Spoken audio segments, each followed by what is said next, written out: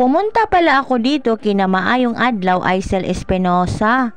Kay nakapanimaho man ko og humot na aso. Kaya pala kasi mag-iihaw sila ng manok. Magandang araw sa lahat, maayong adlaw Burias. Nadatnan ko si maayong adlaw na nagpaningas ng apoy para sa kanilang manok na iihawin. At ito pala ang manok na iihawin, nakamarinate na yan. Kaya nga, nang nagbaga na nga ang apoy ay inilagay na nga isa-isa. After ilang minutes, pinahira na nga ito ng sauce para sa dagdag na lasa.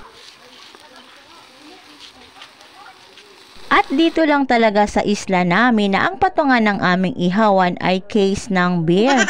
San Miguel, Bikini Main. Char.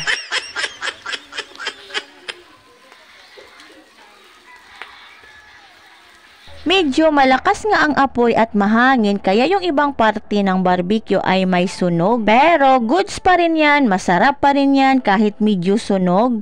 Yung parte nga ng sunog para sa akin yan ang masarap. Nagsalang na nga dito ng pangalawang batch ng barbecue para maluto na lahat. At sa mga oras na to ay paggabi na, hindi lang siya halata kasi may mga ilaw. Eto na nga pala lahat ang unang batch ng naluto. Para sa akin, sakto lang ang pagkaluto niya. Iwan ko lang sa inyo. Dito sa pangalawang batch na niluto namin, pinalitan na namin si maayong adlaw para meron din kaming ambag. Hindi lang pagkakain na ang meron kami. Dito nga banda, lahat ng uling na nilagay ay baga na. Kaya panay na namin baliktad nitong manok.